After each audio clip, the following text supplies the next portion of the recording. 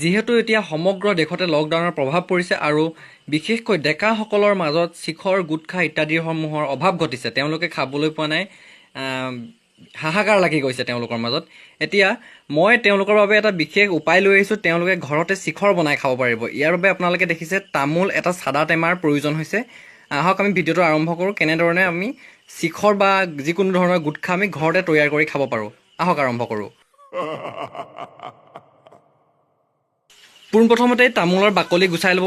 বাকলি গুচাই তামোলৰ সৰু সৰু টুকুৰা কৰি ল'ব। তামোলৰ মই এতিয়া যেনেধৰণে কৰি ল'ম, আপোনালোকে দেখিবলৈ পাইছে মই তামোলখিনি সৰু সৰু টুকুৰা কৰি লৈছোঁ, ঠিক শিখৰ বা বেলেগ ধৰণৰ গুটখাৰ যিমানটো চাইজ আছে সিমানটো চাইজত। আৰু এইখিনিতে মই এটা বস্তু পাহৰি গৈছিলোঁ, এইখিনিতে আমাক বিশেষকৈ প্ৰয়োজন হ'ব এটা বস্তুৰ, সেইটো হৈছে এইটো এটা পঞ্চ পাউডাৰ। এটা পঞ্চ পাউডাৰ বা বেলেগ ধৰণৰ আপুনি পাউডাৰো ল'ব পাৰে, এনেকুৱা এটা পাউডাৰৰ প্ৰয়োজন হ'ব। আৰু আমাক চাদা আৰু চূণ একেলগে মিলাব লাগিব, সেইটো আমি তুলসী হিচাপে ব্যৱহাৰ কৰিম। এনেদৰে হাতত চাদা আৰু চূণ লৈ ল'ব আৰু এইখিনি আমি মলিবলৈ ষ্টাৰ্ট কৰিম। এতিয়া মই যিদৰে মলিছোঁ সেইদৰে মলিব আপোনালোকেও।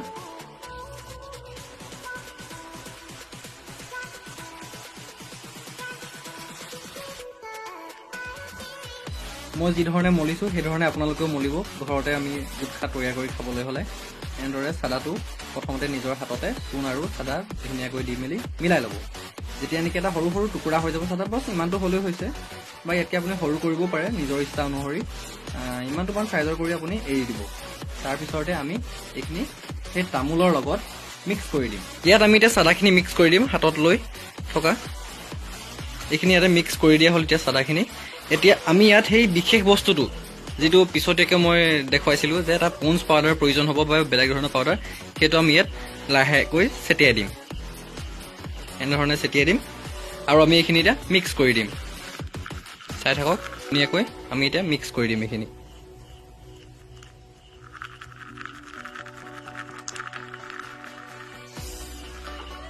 এনেদৰে মিক্স কৰি হৈ যোৱাৰ পিছতে আপোনালোকে দেখিবলৈ পাইছে এতিয়া সম্পূৰ্ণ শিখৰৰ ৰূপ লৈ লৈছে। আপোনালোকে এতিয়া এইখিনি খাব পাৰে। এটা ধুনীয়াকৈ আপোনালোকক মই দেখুৱাই দিছোঁ যে কেনেধৰণে আমি বনাব পাৰোঁ ঘৰতে শিখৰ বা গুটখা। এইটো ভিডিঅ'টো প্ৰচাৰ কৰি দিয়ক বিশেষকৈ ডেকাসকলৰ কাৰণে, তেওঁলোকে ঘৰতে শিখৰ বা বিভিন্ন ধৰণৰ গুটখা তৈয়াৰ কৰি খাব পাৰিব। কোনো ধৰণৰ বেলেগৰ দোকানত গৈ কিনি খোৱাৰ প্ৰয়োজন নাই। ঘৰতে তামোল থাকিলে ঘৰতে এনেকৈ পাউডাৰ ভনীয়েকে সনা বা বায়েকে সনা মাকে সনা যোনে সনা চূণ ধপাত লৈ এনেকৈ ধৰণে বনাব পাৰিব।